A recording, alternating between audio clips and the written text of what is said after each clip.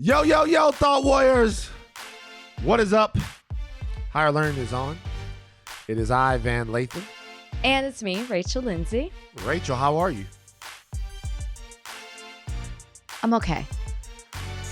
Yeah, I'm a little annoyed. I know. But I'm okay. I'm a little annoyed, but I'm okay.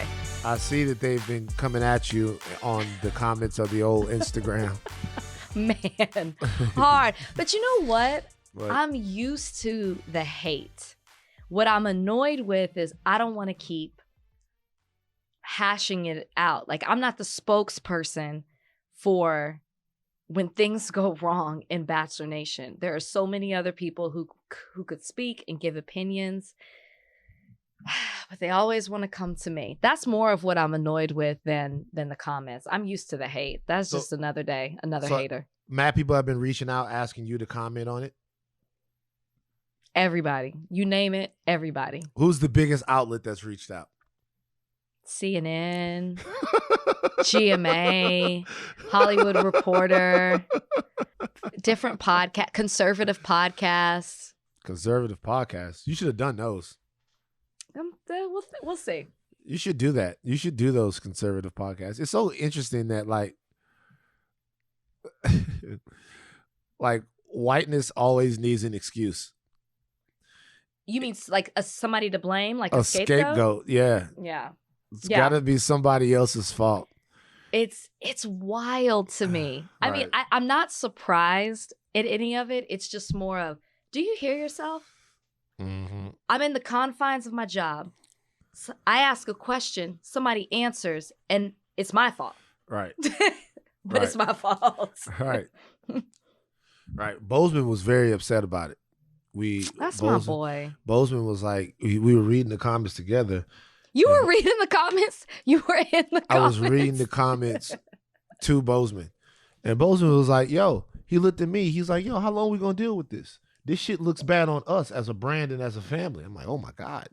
So I had to post. But you're doing okay? Or like, has it been a lot? Has it been a lot from I see the Karens have come out in full strength to support Chris Harrison. Karens are no stranger to me. You know, I've said things here and there. Anytime I say something that, I guess, for lack of better words, threatens their white fragility, they come at me in the hundreds, in the thousands, really. Yeah. So I think it's just more the context of why they're coming at me this time that it's just so ridiculous. So obviously we're talking about the fact that Chris Harrison is gone. The range of the numbers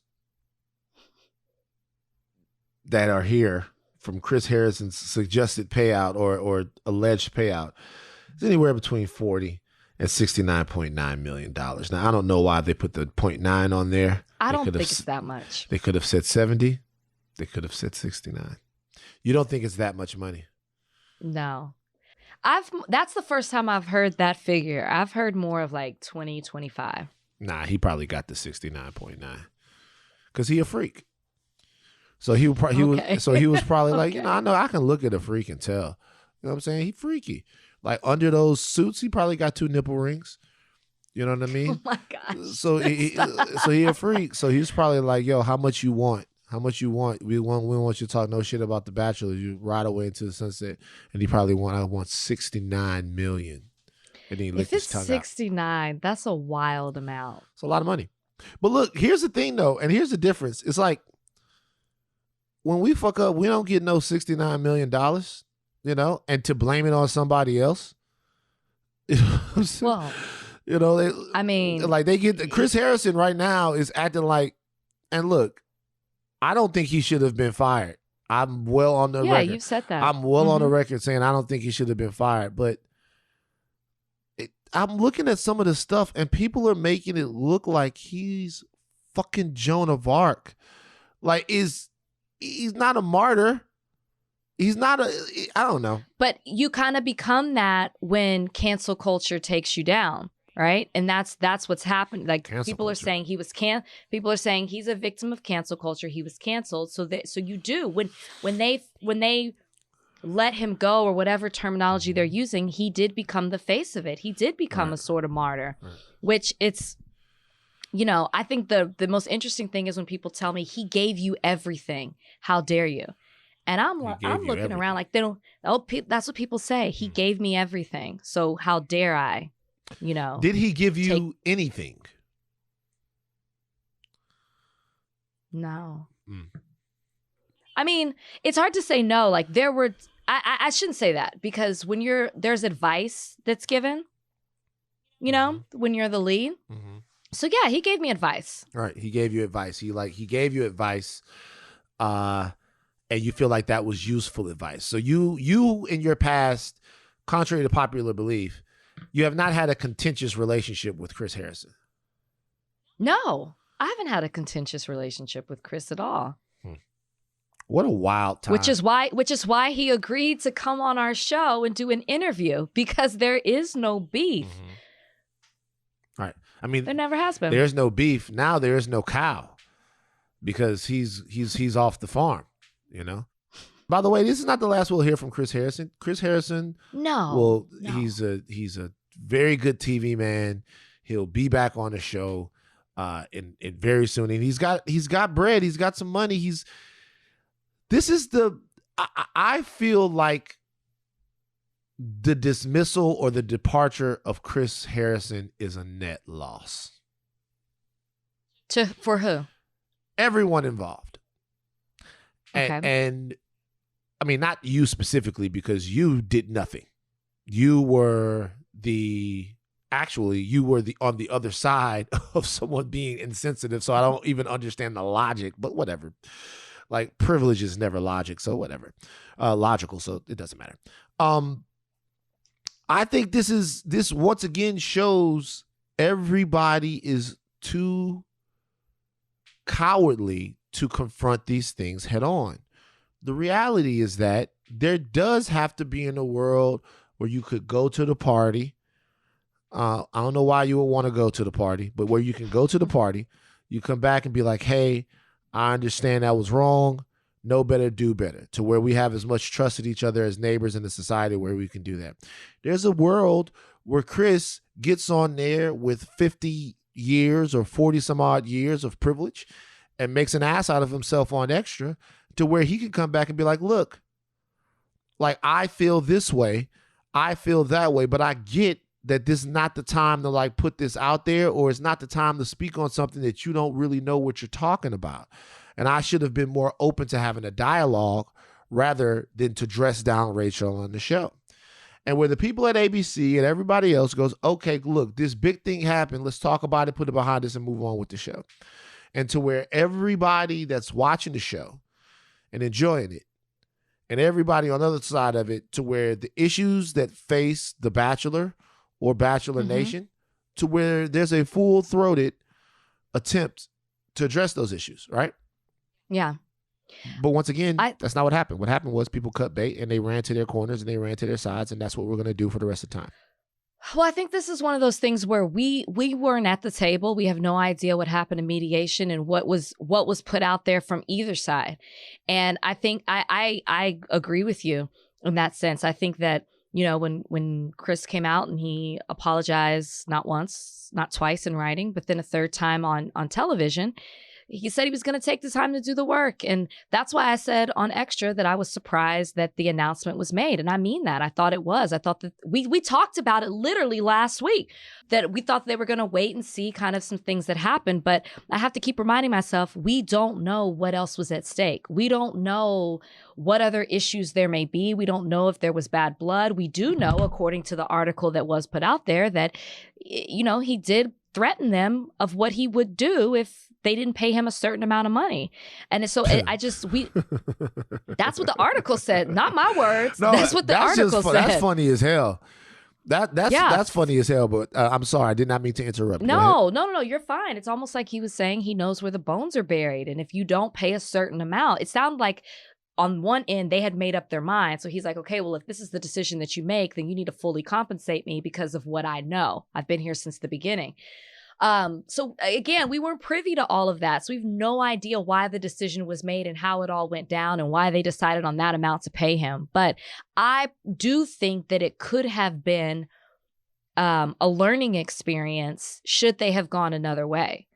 Because you talked about a world of you go to that party and then you realize how wrong it is. And, you know, like you make amends for that and say you're going to do better. Well, that's exactly what happened to Rachel Kirkconnell. And she's with Matt James. And so there is a world where that can happen and you can be forgiven and people move on. Yeah. And then you have the other side of it. You have the other side of it. I'm very interested in the fact that you said he knows where the bones are buried. Has to. For you to make that kind of threat, according to the according to the Deadline article. These are not my words. Deadline. According to that article, his attorney made certain statements. If you don't do this, then this will happen because he knows this. Well, I think for me more so it was about the fact that these bones, they're buried, right? And they're not bodies, because you said normally people say they know where the bodies are buried, but these are so old that the bodies have already decomposed in their bones. Wow. So it's not the Since bodies, the inception it's of the franchise. Inception. Christopher Nolan. So you are, but you're feeling okay. You're like, you're feeling good, because I know you had deactivated your Instagram back in the day. Would you think, do we see another Instagram deactivation coming? Not this time.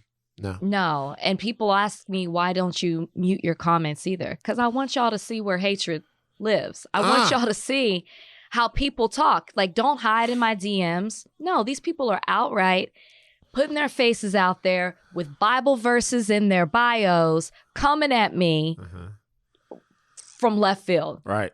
We should have attacking my appearance, attacking my intellect. What they say about your appearance? Attacking my character. They always talk about my teeth. Oh wow. Okay. Yeah. Well, I mean, you know, it's true. You know.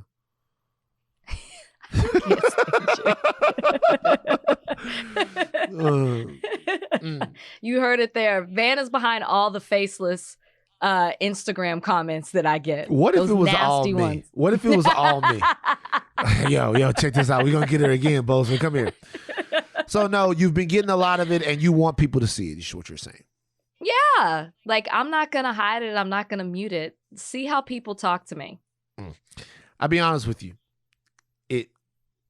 So there have been a lot of people, a lot of the thought warriors that were like, don't do this topic, because they think that I am a little too jovial about, you know, Chris Harrison's situation and what happened between you and Chris Harrison, and they thought that I was going to poke fun. I would never poke fun at Rachel being harassed on the internet. Like, I'm not going to poke fun at that. Like, it's not. But the only thing that's comical about the entire situation is that this is all so serious. First of all, it just tells you how valuable the Bachelor franchise is and what a big deal it is. But people are going so hard. There's this one particular person that no matter what I post, they post, let's talk about how unlikable Rachel Lindsay is. They keep saying that over and over and over again. And I'm like, yo, what the fuck, man?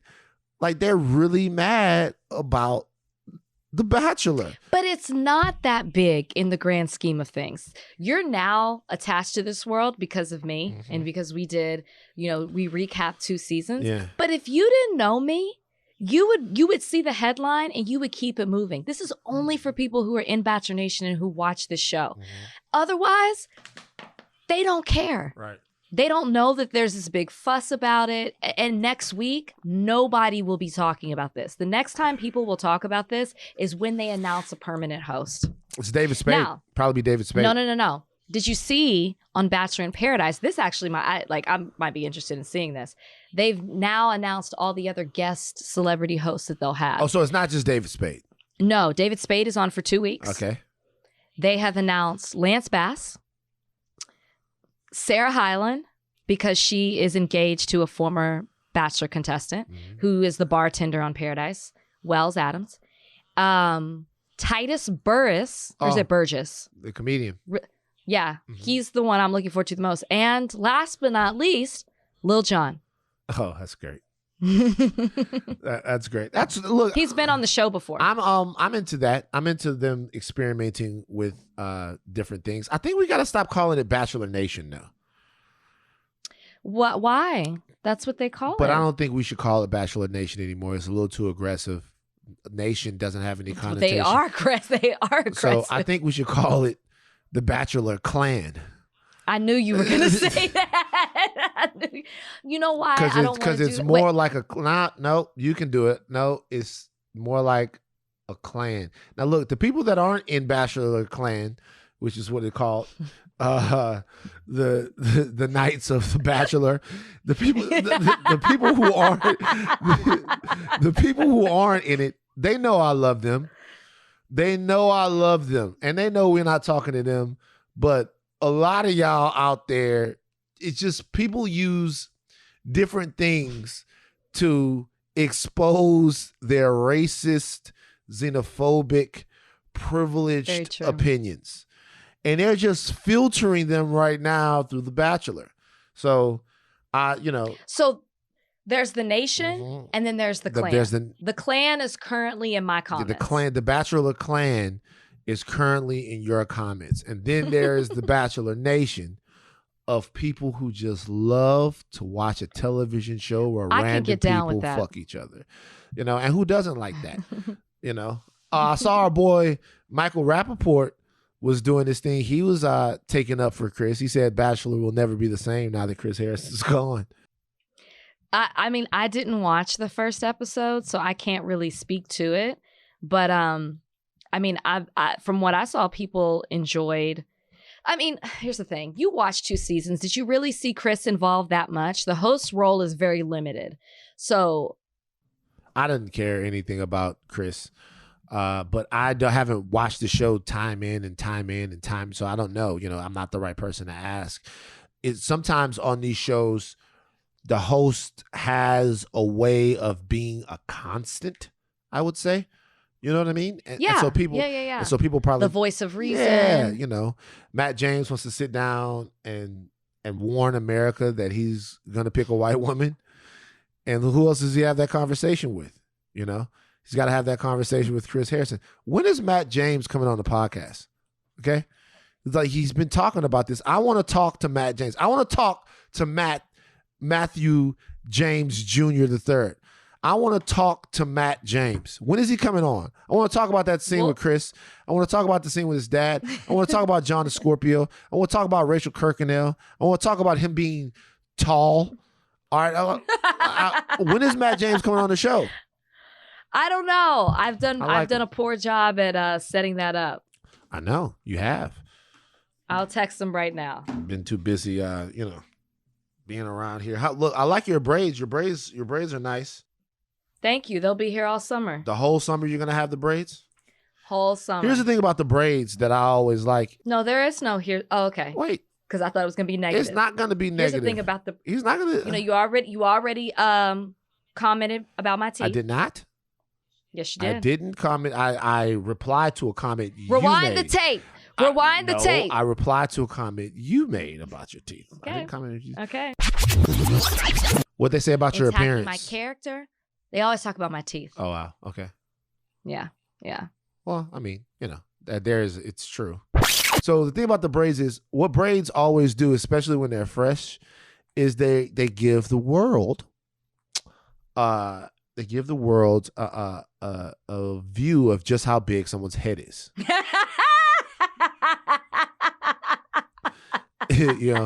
And you never really can tell until you got the braids. Everybody knows I have a big head. That's no secret. Everybody knows I got a big head. Yeah, a noggin. How's Brian doing? I haven't spoken to Brian. How's Danny?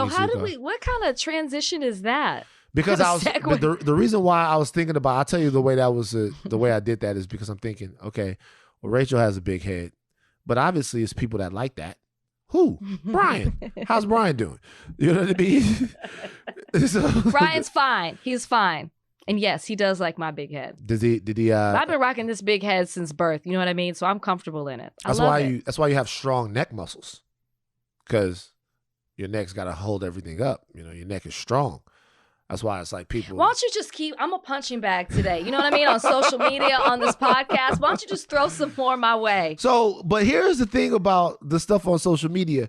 Is it actually bothering you? Seriously? No. I didn't think not this time. Van, I know you're new to this. You don't understand how many times I've been attacked. Right. And before, it's been things that I've said. This is actually one of the first times where I didn't say shit. You didn't do nothing. and I'm still getting attacked. Normally, it's something I said on my podcast, or I used to blog about the show for Us Weekly, and I would be in there taking jabs at folks. I understand that kind of stuff. Right. You know, I had an opinion and you want to come at me about something I said. This time, nothing. Right. So maybe there's some repressed feelings of things that I've said before that people are, I'm not quite sure. Right. Matt James said next Thursday. Matt James, okay. Book it. Book it. Book it, Allison. Matt James on the podcast next Thursday. We finally get to have our conversation. I hope Matt knows how this is going to go. Okay. Let's take a break. Okay, so Kamala Harris went on her first foreign trip since taking office. She announced task forces to address the corruption and human trafficking that are viewed as a potential driver of some of the migration that we see here to this country. She also offered the most direct warning yet to potential migrants. As one of our priorities, we will discourage illegal migration. And I believe if you come to our border, you will be turned back. Do not come, do not come. The United States will continue to enforce our laws and secure our border. That is what the vice president said. My question to you is, on its face, do you have a problem with that sentiment and the way that she articulated it? A lot of people are very, very upset about that. The fact that Vice President Harris said that. Are you asking me about the statement alone, or just the whole way she's handled it in general, or her speech? Whichever part of it you feel like you want to talk about. I can understand why people feel, with her saying not once but twice, do not come, is a bit shocking coming from Kamala Harris. One, because people have been questioning, she's been put in charge of the border and immigration and handling that for the Biden administration. And people have been very critical of her because she has yet to go to the border. So now that you are actually, going into Central America and it looks like you're addressing this head on, the first thing out of your mouth is do not come. And I think people are shocked to hear that come from the Biden administration, especially because Senator Harris was, there was an emergency rule that the Trump administration had where they would turn people away, migrants away, without providing them a chance to apply for asylum. And there were a group of Democrats that actually accused Donald Trump of misinterpreting his authority, and they were against that. So then, and Kamala Harris was one of those Democrats that signed a letter or whatever it was to that questioned the legality of that. And so then for her to have this stance, I think is a bit shocking to people. Maybe they're being a little too hard. I don't think she's like, do not come. That's the end of it. And that's all I'm going to say. Obviously, this is a really complicated issue, and she wasn't going to be able to provide answers in that one speech. So I think people have to give her the time to work through the complexity of this, with one, handling immigration, and then handling also what is particularly going on at the border. They're not necessarily one and the same. So I guess all that to say, I understand why people are upset at the comment, but I think at the same time, people have to give her and the administration a chance to really figure out what to do and to address it. I know people also had an issue that she was calling it like the root impact or the root cause, or there was a phrase that she's using and the Biden administration is continuing to say. Well, I think that they really need to attack that. And I think they need to do it quickly. And I think she needs to go to the border. I think the fact that she hasn't gone to the border doesn't mean that she's not working on the issue, but you have to be there and be a part of it and understand what's happening and see it, I think, to really be empathetic to what's happening and to make real change. Very well said. So you're from Dallas. That's called the Big D. Yes. I'm being transported to the Big D by Joe Biden and Kamala Harris. Yeah, that Big D is disappointment. Now, I don't know that I can say I'm actually disappointed because I don't know how much I don't know how much I actually thought about the administration, but there was some hope there. So there's a fair amount of disappointment. Here's my problem with this. My problem with this is, number one, I think most countries strive to have strong borders. Okay, yeah, you have strong borders that allows you to sort of monitor contraband that might be coming into your country, monitor any potential terrorist organizations or people that might seek to harm American citizens that are coming into your country. So you want strong borders. You want borders that, you have control over to a degree. I don't think anybody that I know of is just like, hey, open up the borders, let everybody in and all of that stuff, because there are all kinds of security concerns, all kinds of different concerns if you were to do that, right? Sure, there are some people that want that, but that's not what I'm talking about. What bothers me about that is the sentiment of do not come. Okay? Yeah. The sentiment of do not come is a nationalistic, ridiculous, disrespectful thing to say. Okay? Mm-hmm. A couple of reasons. Number one, a lot of the issues that are going on in Central America, in large parts of Central America, are directly due to American influence in that region. Mm-hmm. So it's almost like someone standing up there acting like we don't have anything to do with the dysfunction of countries around there. Like we haven't played a role, also from financially to militarily, like in sort of the destabilization that we see. Wow, I can't talk today. I'm actually high. I'm actually high. To the fact that to the fact that some of these issues, these countries are having issues, right? It's not all our fault, but American foreign policy has to do with some of this stuff. But let's say that it didn't. It's just an insensitive thing to say, and it is. And Democrats have to understand how to control the messaging that they're putting forth into the world. And saying that America's closed when the spirit of America has never been built about that, that's not what we were told it was, right? What we have been told was, give us your tired, your weary yearning to be free. And well, it's written in you can come here and seek asylum. And so when you stand up representing the most powerful office in the world and you contradict that, it's not even so much about what you're saying, it's about who you're saying it to and who hears that. That, to me, when you talk like that, it doubles down on this American superiority narrative that makes everybody outside of us something less than us. If you're going to tell people who are starving, desperate, and in danger not to seek the asylum or the resources of your country, then the question I would have is, how great can your country be? And look, even if they all can't come, which they can't, I get it. I wouldn't expect Kamala Harris and Joe Biden to put that type of energy out into the world And I wonder why she did it. In the grand scheme of things, how much does it mean? I'm not sure.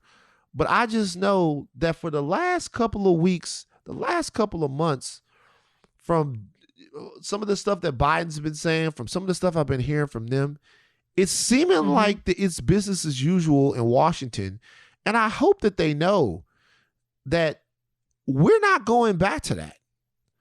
And we recognize that people are people with souls and feelings, wants and needs. And some of them are scared, and some of them are hungry. Right. And I'm not comfortable with someone just saying, hey, you people that fall into that, fuck you. I'm just not comfortable with that.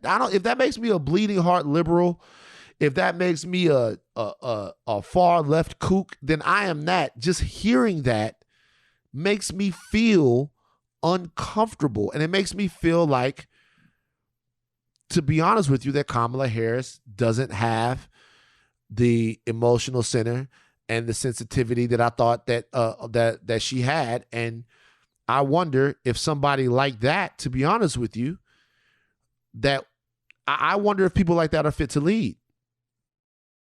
Well, it's interesting because one of the criticisms with Kamala Harris is that she flip-flops. Before, when she was running for president, that was one of the things people said.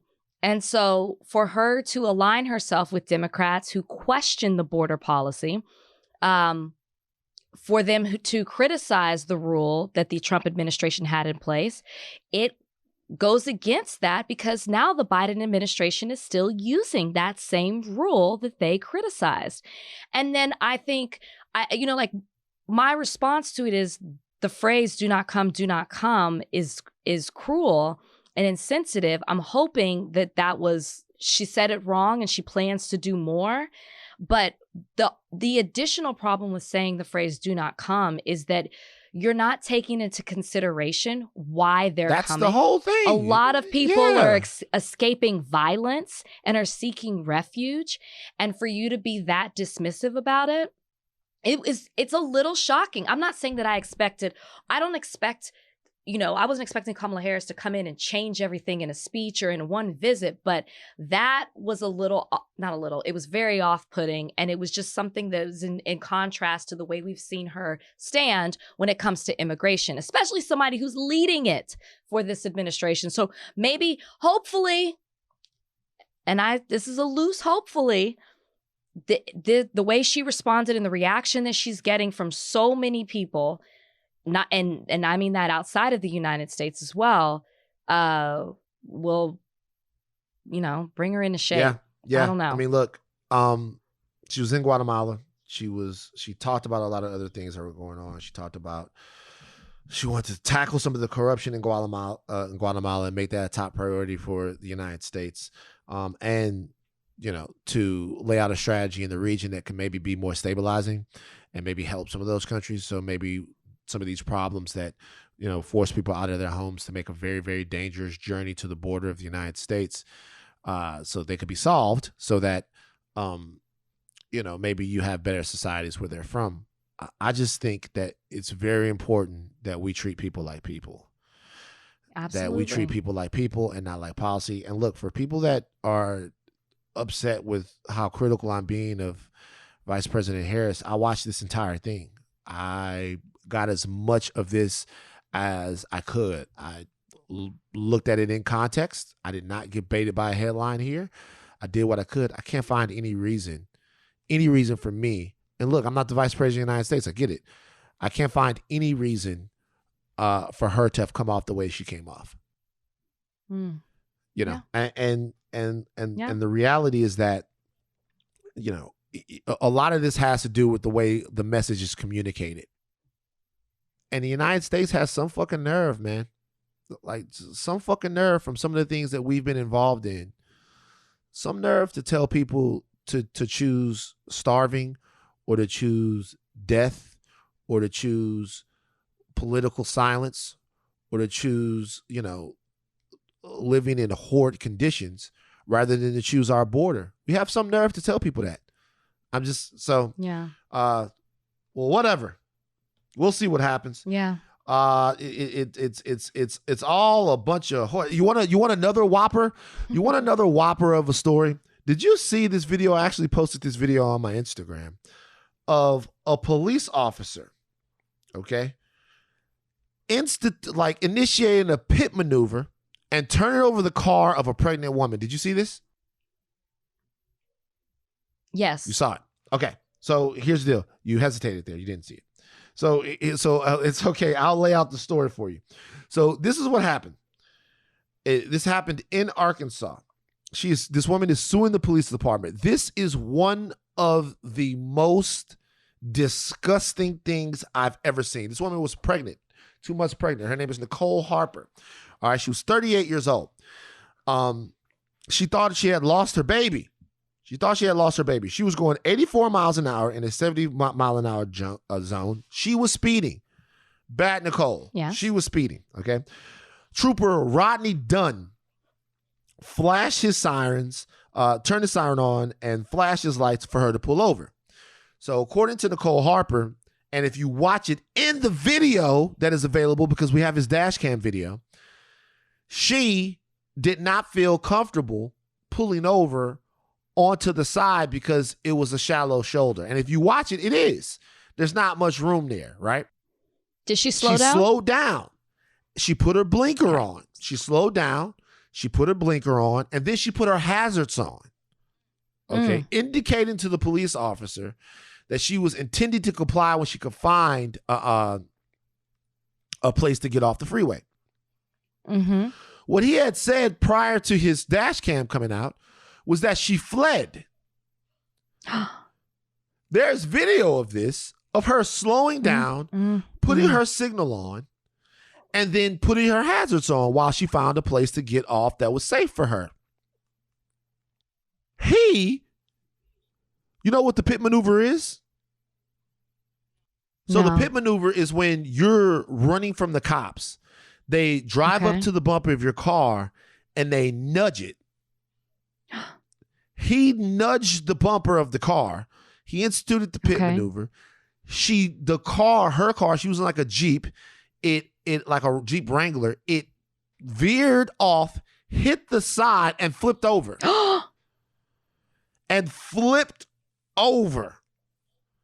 Flipped her car. She was pregnant. She was certain that her baby had passed away. And even in the video, you can hear in the video, he is still dead calm in that he just flipped somebody's car over. It's like, just give me some EMS. We need EMS. But so I watched the video and I posted it on there. I posted it with a trigger warning. I'm not trying to trigger you guys, but damn, man. And so for me, I looked at that and I thought she's now suing him. As she should. As she should. She should not just sue him. This guy should be fired immediately. And to me, he's charged not? with no, he hasn't been fired. He should be fired immediately and charged with attempted vehicular manslaughter or manslaughter. Yeah. Yep. It is ridiculous. It's 2 minutes and 7 seconds long. That's how long the pursuit was. Wow. They're going to fire him. But that is wow. My time is working with as a prosecutor. You see a lot of hothead police officers who are looking for their moment to just treat a situation like it's the wild, wild west and think that they have the authority and the power to do that because they have a badge and a gun. And this is one of those situations. You mentioned the baby's okay, but was she okay? She was okay. The baby was born in February. At first, she had gone there, and this happened back in July. So at first, she didn't think that her baby had survived. And just so people know, the Arkansas driver's license manual urges motorists to pull to the nearest safest spot out of the traffic lane. That's what she was attempting to do. That's what she was trying to do. Even the corporal that we talked about, the lieutenant, should I say, I deranked this man the same way. Even the lieutenant that we talked about at Corona Nazario some months ago was attempting to pull to a safe, well-lit place. People say comply. They're trying to comply. This was 2 minutes, and the guy couldn't even stop. He wasn't even trigger happy. He was bumper happy. Spokesperson for the Arkansas State Police declined to comment on both the lawsuit and the incident itself. She said she didn't feel like it was safe. The trooper, so here it is. He approached when she was flipped. This is what happened. Just to put the cherry on the top. I didn't include this part. When she flipped over, okay, he helped her out of the records and said, "Why didn't you stop?" She says, "Because I didn't feel like it was safe," she answered. He said, "Well, this is where you ended up," is what he said. "Ma'am, you got to pull over." I hope the lawsuit is on behalf of her and the child, because that's how it should be. And I hope they get paid so much money. And then I hope they fire this man. Yeah. Her legal team. And he shouldn't be working anywhere else for another police department. I don't know. It just seems to me, people caring about other people's humanity is in short supply. Like, oh, for sure. I mean, we've already covered 2 stories regarding that. It's ridiculous. And people, and I'm just sorry, there feels like something that has infected policing. And I don't know that there is an answer. I'm sorry. Well, it's not a new infection. It's not a new infection. It's an old one. It's an old infection. It's an old wound that's now infection. It's something that's like, it's something that you were talking about, like when you said he knows where the bones are buried. That's not how you say that. It's the bodies. But then a body, the bones, a body becomes the bones. So he knows where the bones are buried. I stand by what works, I said. But not really. Did you see what Louisiana did? Juneteenth set to become an official holiday in Louisiana. We get it popping. Didn't Trump make it a national holiday? Or is that just something he just said? Clue. It's crazy. Governor John Bel Edwards is expected to sign Democratic Baton Rouge Rep Larry Selders' House Bill 554 into law. Larry Selders, I know his brother.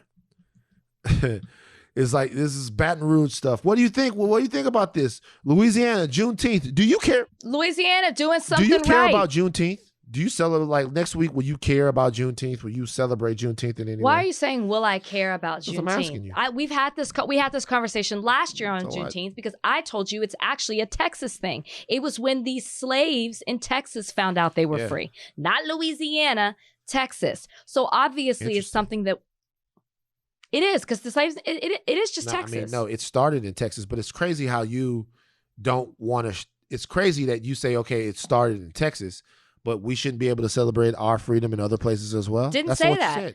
The question was, do I celebrate it? I'm a Texan. I am telling you, of course I do, because it's something that it's like a very big deal. What's Texas. Your Juneteenth then? What you do to celebrate Juneteenth then, since you celebrate? It depends. Nah, see, that's crazy. That's not it. It's not that it depends. You know what? You know what? When I was in Texas, it was more of a thing. Like, there was always a barbecue, a cookout, a block party. There was always something going on for Juneteenth. Since I've left Texas, you haven't celebrated it. I acknowledge it. You haven't celebrated. Okay, what's your Juneteenth look like? You tell me what you do. Let me get on board. Honest with you. Show me the way, man. Show me the way. I don't really go up for Juneteenth. Like, you know what I mean? In Texas, we really did. In Texas, we really did. They would have a concert where, like, Roger Troutman and Zapp would come to Baton Rouge. Or, Zapp. You know what I mean? It'd be like, Juneteenth, you know, featuring the Commodores, but not Lionel Richie. Not that Commodores, just Commodores. Right, it's never Lionel Richie. Because he left the Commodores. But what I'm saying is, like, we knew Juneteenth, but we didn't, like, really celebrate it like that, if I'm being honest. I don't think we celebrated it like, this is the history of it, but there was always something going down on Juneteenth. Right. And we recognize what it was. But nowadays, you just don't care. It's like June 15th. It's like... No, that's you. You said that. Didn't. Yeah, you did. No, I did not. I never said that. Well, I never said that. But I'm interested. I'm happy. I'll tell you why this makes me happy. More official recognizations. more official recognition Recognition? Recognition. Wow. I don't know where the Right, Z. recognition. Recognize. Wow. What you on? What is the word again?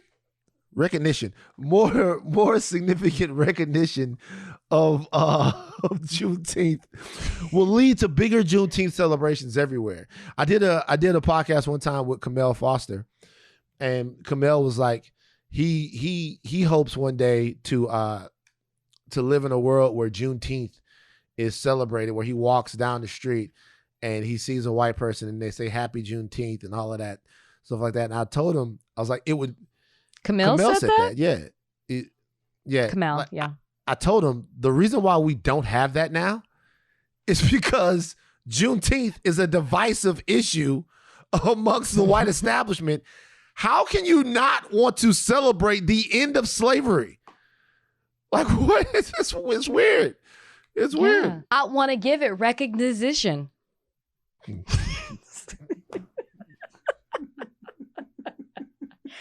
Oh, you know what I meant to tell you? I met 2 of your friends this week. Who'd you meet? Matt Barnes. And Terrence J. And I have to tell you, is Terrence J not a friend? Terrence J is a friend. Okay, well, there was a moment there. Do you want to speak on it? No, it wasn't. Terrence J is a friend. What happened? I was working a red carpet. Meet the Blacks 2. Everybody go see Meet the Blacks 2. Meet the Blacks. And it was great. I was like, oh, I had my mask on. So I'm sure that's why they didn't recognize me. Nobody cared? No. Terrence J was so nice. Both of them were like, we're fans of the podcast. And I was like, that's so great. But when you going to have me on All the Smoke? That's exactly what I said. I did All of the Smoke. I said, Finn likes to mention all the time that he did All of the Smoke. He said, oh, we would love to have you. We're big fans of the podcast. What you going to talk about on All of the Smoke? What do you mean? You act like I don't have conversation. I know that you have conversation, but it's like a basketball-based thing. Are you going to really be able to talk basketball? Is everybody... This is a sexist comment. I just want to take note of that. Red flag it. Like, I can't talk about basketball. I used to have a sports radio show on ESPN where we talked about more. I had a football, and then we had That's all what I'm sports. saying. See? No, then we had all sports. Wait. You made it sexist.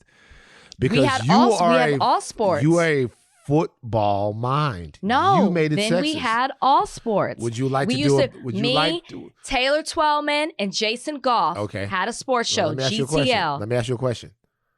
Would you mind if I gave you a little quiz right now on like NBA? Okay. Let me tell you why this is not okay. Because that's not what All the Smoke is. It isn't a test. It's not a quiz. It's about topics that I'm knowledgeable about basketball. And yes, I could. By the way, I will tell you something. That is very That is very misogynistic. Apparently, I only know how to talk about The Bachelor. Nope, that's not what I said. You know football. That's what I heard. That's what I heard. But look, it is something that men do to women though. Jackson brought it up before. Jackson it rolled off your tongue. Like a girl says to a guy, I'm a Lakers fan. He's like, oh yeah? Tell me how many banners we got up there at the top of the Lakers. So like name every Hall of Famer. Like, you know what I mean? So but you know what? Guys do that to guys. The guys do that to guys too. Women do not do that to men. Well, women don't do that to men, but guys do that. Guys do that to guys too, though. I remember No. They do. I swear to God. I was in the barbershop one time. The barbershop doesn't count. I was in the barbershop one time. That and one of the count. biggest arguments, one of the most embarrassed I've ever seen somebody before. My man June was cutting somebody's hair. June's cutting somebody's hair, and the dude says that he's an Eagles fan. And June goes, you can hear the barber, the clippers cutting off. You're an Eagles fan? All right, name their whole D-line. And who can do that?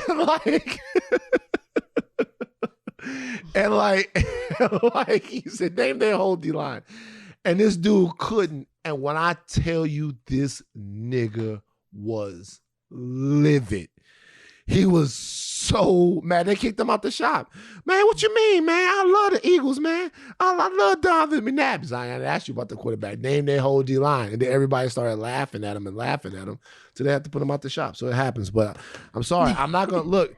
I'm saying, so you know basketball. Basketball expert Rachel Lindsay. No, stop. That's so messed up. Basketball expert Rachel Lindsay. That's what you are. You're a hoops expert. Y'all hear this? Stephen A. Lindsay. Rachel A. Smith. Those are my dad's initials. Oh, guess who's interested on the in the Tell It to the Judge segment? Of course.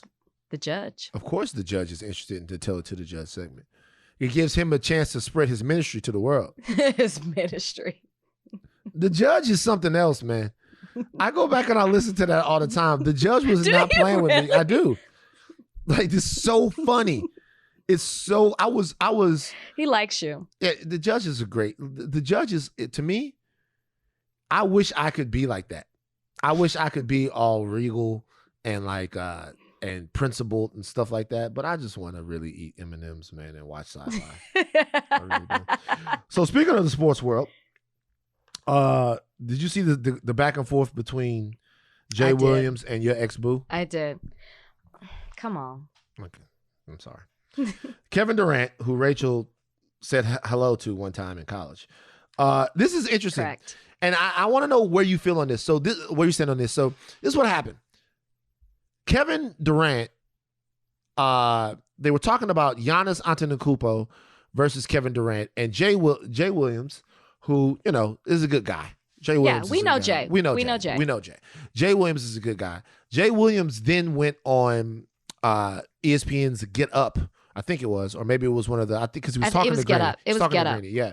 So he went on Get Up and he said that, you know, KD doesn't like, I'm paraphrasing here, KD doesn't like to be compared to Giannis, and he told him so at a party.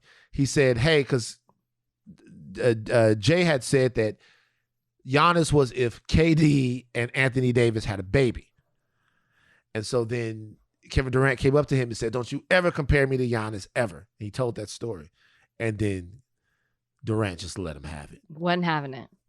Durant said it was lies, straight lies. Said it was straight lies. Stop using my name. I don't even talk like that. Blah, blah, blah. Then went at the media, said this is what we do for a hot take. So this is on the heels of Shannon Sharpe doing something not similar but related to this. Remember when Shannon Sharpe called Julio Jones live? It's the reason why I say that they're similar is because it's both taking personal relationships and then bringing them out in a media space. All right. Number one, Jay Williams said that he stood by his story and that he maybe shouldn't have brought up the fact that he spoke to Kevin Durant. Do you agree with that?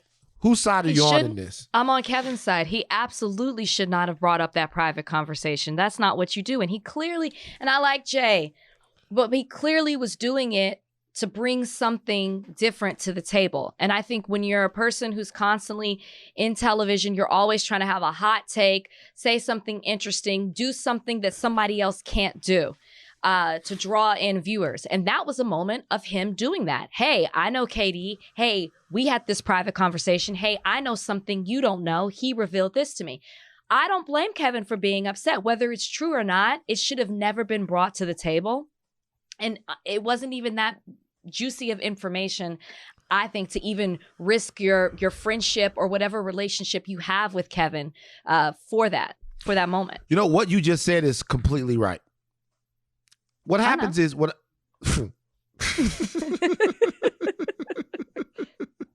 I mean, what you just said is completely right. And I'm talking about the analysis. It's spot on. It's spot on. What happens is there's so many voices out there. It sometimes becomes, we live in this weird take-infested world. And sometimes we're not even trying for the smartest take or even the hottest take. We're trying for the loudest take and what it's going to cut through over the noise and make people pay attention to us. And if you can say, I talked to KD and KD told me don't compare him to Giannis, that's obviously going to cut through, because that's basically Jay Williams. If we're being honest, what Jay Williams said was that KD basically said, fuck Giannis. You know what I mean? That's basically what that says. And if you Durant someplace is like, yo, if I want to say that, I'll say it. I don't need you to go back and talk about, even if it is all true. Man, we had a holiday party. Like, a holiday party is the worst place. Is that where they were? Yeah, he said they were at a holiday party. These guys might have had some Yules, some Yule tides. You know what I mean? Because you know when you get some Yules in you, things change. You get a Yule. You're out there at a holiday party. You're wearing a decadent winter sweater. You know, it's got filled with the holiday spirit. Filled with the holiday spirit. You got a Santa hat on. How could anyone report on a story when people are wearing Santa hats? You might be stumbling. Use your boy. Yo, don't ever compare me to Giannis. I don't know if it was true, if it was said or not, but yo, man, don't report on stuff that happened at the holiday party, man. This is coming from the TMZ guy. Don't report on stuff that happened at the holiday party, Jay. Come on, man. And they're coming, like, they're in the playoffs right now against one another. You don't know what kind of relationship the two of them have. Now you're possibly starting a beef between the two of them. It was unnecessary. Right. I think Jay learned the lesson to never do that again. And I'm shocked it came from Jay. If I had to line up ESPN personalities, I wouldn't expect Jay Williams to do that. Right.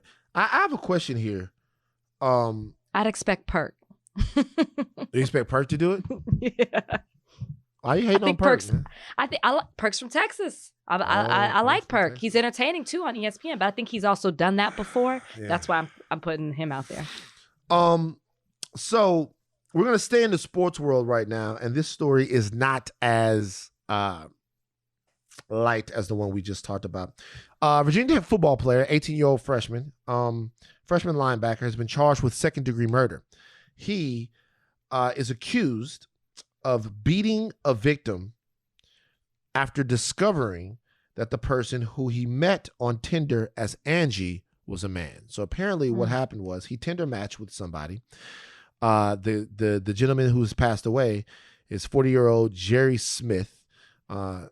This freshman football player is charged in the beating with Jerry Smith. He's been granted bond to stay with his family, but his actual release is being held up for 5 days, depending on the appeal. So I guess the story is that they matched on Tinder. He thought he was matching with a woman named Angie.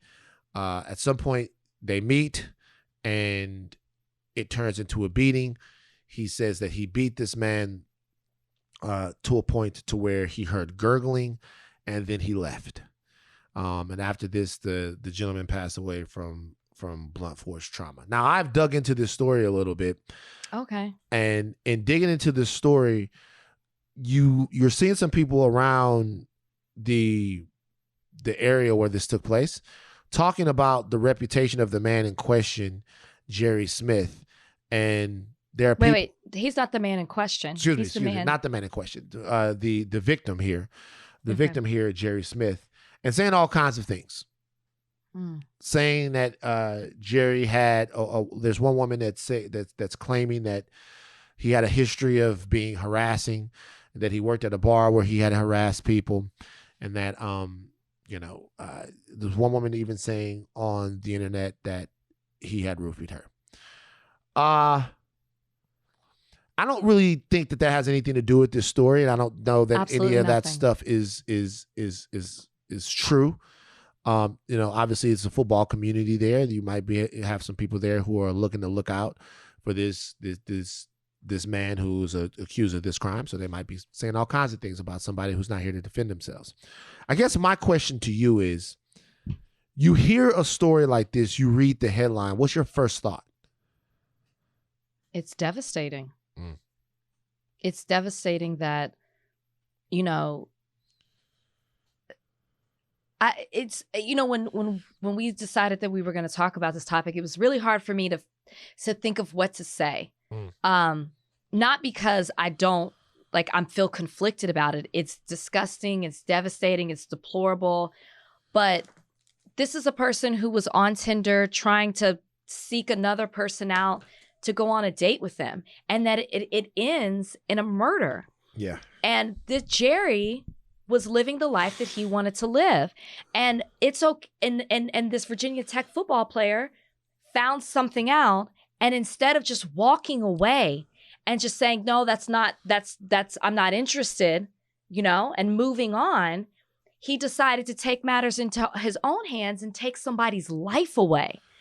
And I can't even imagine what it is to be a part of this community where you are fearful to go on a date because it could end like this. There's a law Law and Order SVU episode that was that kind of mirrored this same story. And it's a tragedy that sadly this isn't the first time that something like this happens, and it's something that plagues this community. And I just think it's terrible that Jerry is living the life that he wants to, and there are people like this that won't allow him to. And it ended with them taking his life. And I cannot even imagine that you're living in fear just to live the life that you want to be who you are.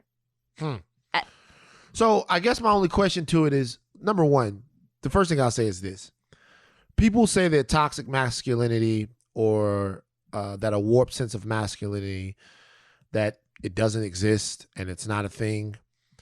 And to be honest with you, there are people out there that are going to be sympathetic to the young man in question here. They're going to be sympathetic. They're going to say, hey, I'd have done that too, you know. You had options to walk away. Yeah, for sure. And so for all those people, and I know you're right. I know there are going to be ignorant people that say that. Right. So I guess my thing is that when people talk about the fact that those things don't exist, this right here is the byproduct of them. Mm-hmm. The byproduct of having people equate your sexuality to your manhood or your sense of worth or your sense of being or who exactly you are means that anybody that crosses that, let's say that this all went the way it's being painted to have gone, right? Let's say that Jerry Smith, who's passed away now, 40-year-old guy, that he lied and he deceived this young man. And then they get to a point to where they meet. However it gets to the apartment, He finds out Jerry is a guy. Okay. The question is, now what? Now what? Even if you curse somebody out, because that's a hell of a thing to do to somebody, right? Yeah. But even if you curse someone out, even if you don't, even if you laugh, even if you get, at what point does beating the shit out of them until they're gurgling? And here's the thing about that. So you beat them up, they're gurgling. You hear the gurgling, you leave. Like, you leave. You know what I mean? And there's one person responsible for the death of Jerry Smith, but societally, everybody has a hand in it when we continue to push these narratives. Yeah. That your manhood is your everything, that your sexuality is your everything. And look, don't get me wrong, I have been a part of all of this. I understand that, like, this is handed down from generation to generation, but I'm telling you is that now Jerry's gone and this kid is probably going to go to jail for a very long time. And so, you know, I don't know. I saw this immediately and I'm like, this shit isn't really working. Like the way the way we're doing it right now, it's a sad story. It's not working. So what do you do? You know, I mean, you have the community, the LGBTQ plus community speaking out and, you know, trying to bring these issues to light. You know what it is? We don't talk, it's not mainstream enough is the thing, unless these kinds of things happen. But you're right in the sense that it doesn't have to just be murder to be detrimental. It's cursing someone out. It's degrading them. It's taunting them. It's harassing them. And we don't talk about that enough. We don't bring that to the forefront. Yeah. And those things build up and they lead to situations like this. And this is a community that's under attack. Right. I'll be honest with you. What I meant when I said that is when I said cursing somebody out, if I went to somebody's house thinking that they were a woman when they were actually a man, I would probably be pissed. I would probably be uncomfortable with that. Just the deception. You know what I mean? I would probably be, there's no fiber in my being that would want to hurt them though. Right. It's like, no, I mean, there's going to be a moment of shock when you make the realization, for sure. And by the way, we don't know if a lot of this stuff could be different once all the facts of this come out in terms of what happened to who knew what, when they knew it. Because I think I misspoke earlier. I said that some kind of way Jerry ended up at that Jerry ended up at his apartment. What actually happened was that the Virginia Tech freshman went to Jerry's apartment. Right. So, I just. But what we do know is it ended in a death. Ended in a death. Punched him and stomped him. Punched him and stomped him. That is terrifying for the community. It is. Stomped him. Stomped him. Man, oh man, if we don't need to do better. Like if we don't need to do better, we're giving our lives away to like a bunch of bullshit. Yeah. It's just it's crazy. And by the way, it's happening all over the country. Mm-hmm. In situations where you see trans women getting killed, a crazy murder rate, just for nothing. Right. For just being who they are. It's crazy. One thing before we get to the mailbag. What? I saw a picture of K. Michelle. Oof. Are you sure it was K. Michelle? I wasn't sure that it was K. Michelle, but it's obviously K. Michelle now. People are talking about the fact that it's K. Michelle. I saw a picture of K. Michelle. Okay. K. Michelle looks totally different. She looks like a totally different person. It doesn't I'm not convinced. I would never look at this person and think that this was K. Michelle. You know what this reminds me of? What? When Dawn from Danity Kane changed her entire look. Yeah. Nobody knew who that was. Whole look. Is it changing your entire look though? It's like changing your entire look. When you're look. unrecognizable or unrecognitionable, as you would say, unrecognizable. When you do that, yes. No, but when I'm saying changing your entire look is like getting a new wardrobe or a new hairstyle. These people have changed their faces. Like this looks nothing like. Nothing. K. Michelle. So is there any way it could be filtered? I don't know. I don't know anything about filters and stuff like that. I really don't know. So let me ask you a question. And I hope that the Thought Warriors will be able to weigh in on this too. I am a do what you like type of guy. Okay. Do what you like. You look at yourself in the mirror, you go, hey, I want to change this, change that. Who am I to say anything, man? Mazel tov. Knock yourself out. Go for it. My question to the Thought Warriors and to you. Is there something wrong with this? Wrong is not the right way. Is it okay? Wrong is not the right thing. Wrong is not the right question. Forget about wrong. Wrong is not the right question. Forget about right or wrong. You can do whatever you want. Is this healthy? Healthy in what way? Like mentally healthy? Is it healthy to completely reconstruct your face to something brand new that's unrecognizable? I guess it is. I don't. It just. So it would have to be case by case to me, because my first question to a K. Michelle would be, why did you want to change your entire face? Are you happy? Are you, because like, I can't imagine changing my entire face and looking in the mirror and seeing a totally different person. I don't want to assume for her, but I'm about to. Right. You must not like the way you look to change your whole look. Everything. And then what's also suspicious is K. Michelle is known to be very upfront about the cosmetic work that she's had done, because she's had work done before. But now she's mom's the word when it comes to her face. She's just posting picture after picture and she's not acknowledging it. Is she ashamed of the work that she did? Why does she not want to speak out on this? I get my first question. Why? And then if your answer is because I wanted to and it's what I like, then I can't really argue against that. Then that goes to do what you want. You're a do what you want to do. That's what makes you happy. Do what you like. But I don't know. It's the same way I feel for people who heavily filter their pictures. Why do you want to look like a totally different person? So when I see you in real life, I don't even know who you are because your pictures are so filtered and it doesn't mirror what you look like in real life. And then what kind of message are you sending to young people who look up to you and want to be like you, that this is the only way that this is what beauty is. But see, here's the thing. If there's nothing I'd wrong. love to talk to her. Yeah, I would too. If there's nothing wrong with it, then there's nothing wrong with the message. I just want to understand. I want to ask these questions to a person. I don't have that desire to change my entire look. Mm-hmm. And so I want to talk to someone who's done it. Why?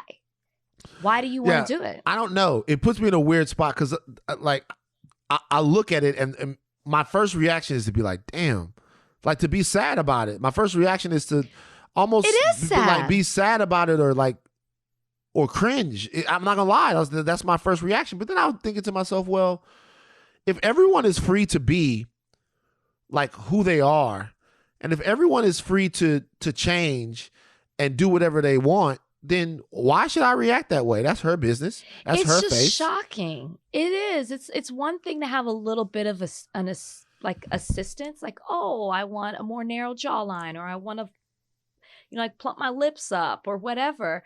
Mm-hmm. But just she's a whole new face. Yeah. She also talked about in the past, man. She looks unrecognizable. Unrecognizable. Now you can add the Z back. Unrecognized. She's also talked about the fact that she underwent unsafe butt procedures back in the day.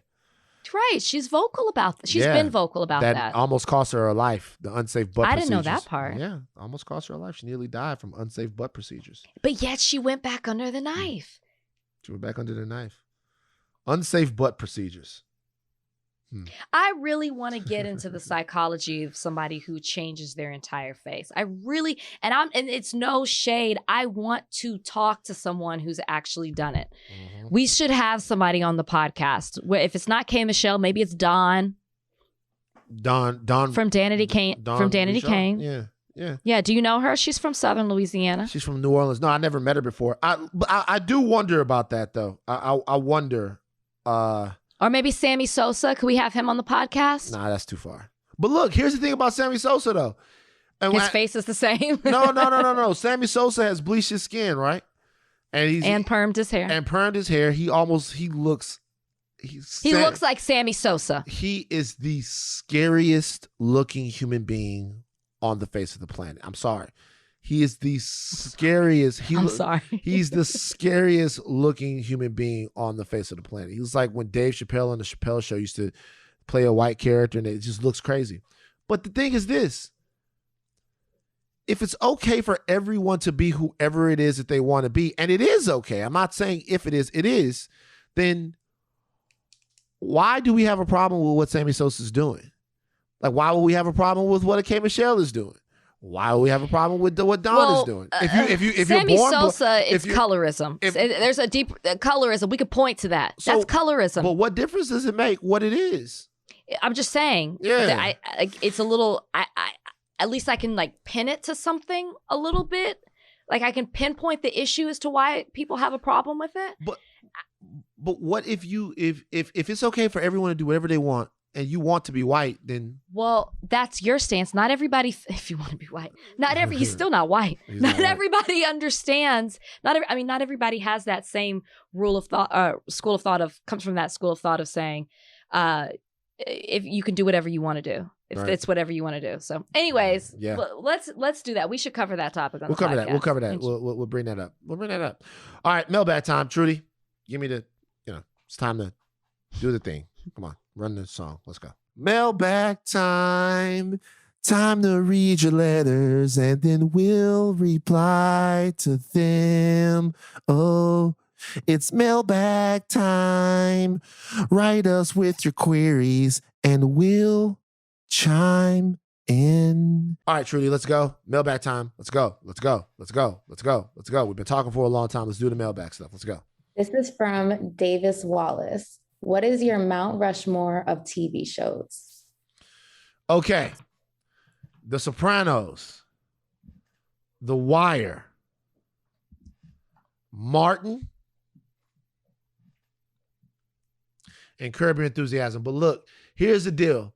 Here's the deal. Mine is so different. So here's the deal, man. I'm gonna be honest with you. There's a show that should be up there, but I had to take it off. All right, y'all know what I'm talking about. What show? Nah, man, I don't want to speak the name. Okay, it might be on my list because I'm gonna say it. If it's what I think it is, I'm saying it. Go ahead. Now let's all remember, Rachel. There were a lot of things Rachel wasn't allowed to watch. So my Mount Rushmore is a little different. I don't care. I'm saying it. It does not take away of what Rachel, it gave us. Say it with your chest. Say it with your forehead. All right, here we go. I Love Lucy. Come on, man. I'm sorry. That is one of my favorite shows. You really watch that shit for real? I would, if there was a marathon right now, I would watch it. Okay, I know. I Love Lucy. Don't take away from it. She's amazing. Right. I Love Lucy. The Cosby Show. Wow. I'm saying it. Wow. It does not take away. I grew up on that. Sorry, this is not an endorsement of Bill Cosby. This is an endorsement of The Cosby Show. This is an endorsement of the Huxtables. Okay. I said it. The Huxtables. He was playing a character. He was not playing himself. Thank you very much. Mm-hmm. I thought we were the Huxtables. So you're not taking my childhood away from me. Right. Fresh Prince. Okay. And Breaking Bad. Breaking Bad. That's dope. That's dope. Well, Davis Wallace, way to make me relive the horror of one of my favorite shows of all time, featuring a guy that's whatever. Davis, fuck you. Next question. This is from Lena. Do you have a nickname that only family members or close friends call you? If so, what is it? Spanky. Is it really? Yeah. Why? My dad just called me that. Spank. Wow. You heard it here. You know the thought words are going to be calling you that. Mine is Petunia. Okay. Well, why Do you know who Petunia is? I don't know who Petunia is. Petunia is Porky Pig's girlfriend. And as a child, I look piggish.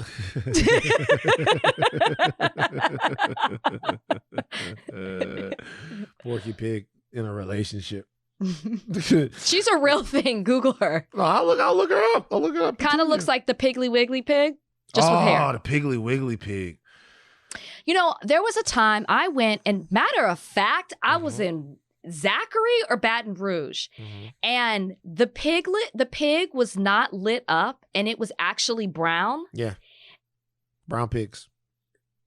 Are they always like that? Because it looked like blackface. It looked like you think we had a blackface pig at the blackface Piggly Wiggly? That's crazy. It was when I was dating the guy from Zachary, and I wish I still had the picture. I took a picture of it, and I said, "Wow, where are we right now?" It's my first time there. Maybe it was a black Piggly Wiggly though. Maybe it wasn't that he was. The pig was in blackface. That's all I'm gonna say. In southern Louisiana. Piggly Wiggly Zachary, because I didn't know that there was a Piggly Wiggly. Then it was Baton Rouge, but it was we have down them in Baton Rouge. Then it was. I mean, they're right next to each other. Yeah, we have them in Baton Rouge. Baton Rouge and Zachary is where that's where my father lives in Zachary right now. So I'm looking at it right now. The Piggly Wiggly and Zachary closed. There used to be one, I guess. Oh, no, I'm going to be real with you. I'm looking at a picture of a pig, and he kind of looks a little brown. Thank you. I'm not. He doesn't have the hue of the pigs that I normally see. Piggly Wiggly, crazy. All right, next question. Let's go. Hurry up. This is from Tess Kittleberger.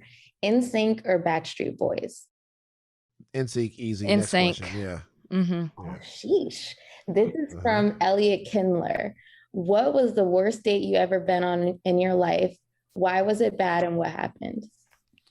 All right. So back in Louisiana, there was this girl from work, Tasha, that I had been trying to get to go out with me, but she wouldn't go out with me. She'll know if she hears this. We worked at Best Buy together. Tasha, I've been trying to get Tasha to go out with me for a long time. You know what I mean? She agreed to go out with me one time. I think I might have told this story. Finally, you wore her down. Way down in the hole. Like Steve Urkel. Exactly. But I didn't wear her down by harassing her. I was just, we talk. I'd be like, yo, you want to go catch a movie or something like that? And one day she was just like, yeah. And I felt great about that. It was great. So we were going to see this movie called The Order with Heath Ledger. And I was trying to groom myself to go out there. And I made a mistake and shaved my mustache off. And I was grooming myself. I can't remember what happened. I was and it was a big patch in my mustache. And I started to just color in the patch. No. And continue to go because I did not want to be without my mustache. And after this, I was just like, yo, I just got to shave the whole mustache off and start back because it's whack, right? So I shaved it off. Okay. This was when I had no beard.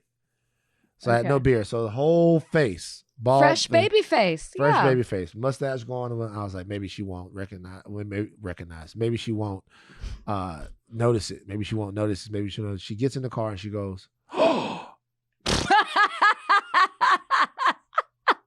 gotta go to the bathroom. Wait, what did she say? She was like, did you shave? And I was like, yeah. She was like, why? And I was like, she's like, you shaved your mustache off. Like, you look like a little boy. And like, that was my only shot. And I was behind the 8 ball the whole night. We went to the movie. The movie was crazy.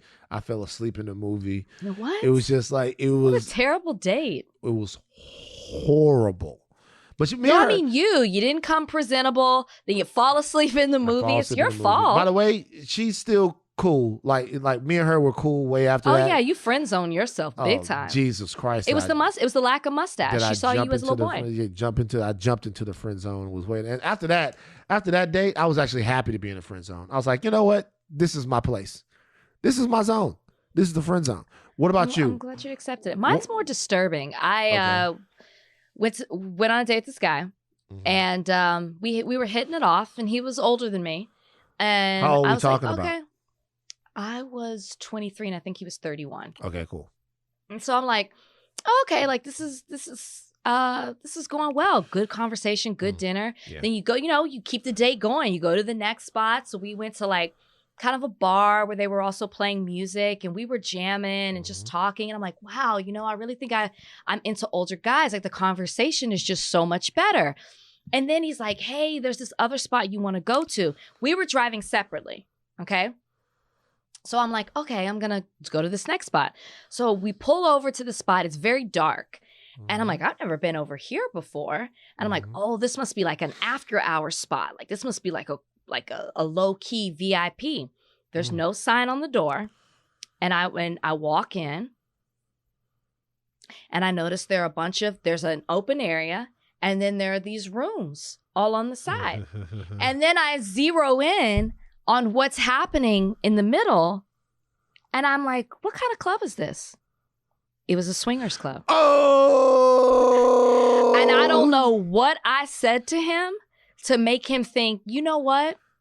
She'd be real down with this. And I just politely excused myself and I left and I never talked to the guy again. This was on the first date? This was on the first date. Wow. Nah, he a psychopath. This was on thank God we drove separately. Nah, and I just left. He a psychopath. First date. This was the first date. Okay, another question. Do you remember the address of the place? I don't know. It was in Dallas. It was Dallas. I know that. That's crazy. That's like do I know the address of the place? Yeah. But this was 23. So you're talking like 13 years ago. 13 years ago, yeah. But no, that's pretty bad. That's scary though. Yeah. No, it's just like when I think back on it, I'm like, wow. Yeah, it's crazy. All right, that's it. No more questions. Trudy, that's enough of that. Rachel, do you have an unexpected ally of the week? Oh, hold on. I did. There were a couple. I saw a couple of good things this week. Okay. Couple of good things. All right. Do you have one while I'm looking? I'm trying to pull. Oh, you don't? I do not have an unexpected ally of the week this week. I wish that I did. Hold on. Let me give people their props. Give them their props. Oh, Baltimore Ravens owner donates $4 million to HBCUs in honor of ex-general manager Ozzie Newsome. Okay. That's it. That's the story. That's the unexpected ally of the week. 4 million to HBCUs. Yeah, I get it. That's great. That's amazing. Good for him. Good for all the HBCUs, baby. People that went to the HBCUs, baby, and people who didn't. Rachel, next week I'm gonna be recording a podcast from New York City. Yeah, I see you keep tweeting. You want everybody to know you're going to New York and ATL. No, I didn't. I tweeted one time. What are you talking about? I think you also put it on your Instagram. Yeah, I saw it twice. Because I want to do podcasts. So like you're letting people know you're in the area? Yep. And I've already been hit up to do 5 potties. I'm going to do Say Less with my man Cass. I might I might do Brilliant Idiots with Charlemagne and Andrew Schultz. Oh, you'll definitely do that. You gonna do Joe Budden? No. I might squeeze in a El Breakfast Burrito Club. So you gonna appear without me on the Breakfast Club? I won't do it. That's it. I'm not doing it. I'm going to New York in 2 weeks. It's over. I'm not doing it. If you could hold off a week, that'd be great. I'll hold off. We'll go up there. I won't do it. I'm not doing it. It's over. It was an idea. It was a thought. And now guess where it is. No, go on there and promote higher learning. Nope. Go do that. We'll do it together. We'll do it live together. This is what we'll do. You're right. You're right about that. Okay. Well, listen, Van, have a safe trip. And have fun. When's the last time you were in New York City? It's going to feel good to be back in the city, right? Not really. No? Yeah. I'm excited to go. You're excited to go? You're happy? You're happy to go to New York? Mm-hmm. You love it there? No. We are out of here. Always big shouts out to our producers, Donnie Beecham and Trudy Joseph. Trudy Joseph and Donnie Beecham, who make the show possible. We appreciate you guys. All right, you guys take your thing caps off, but do not stop learning. I am Van Lathan. I'm Rachel Lindsay. We are out.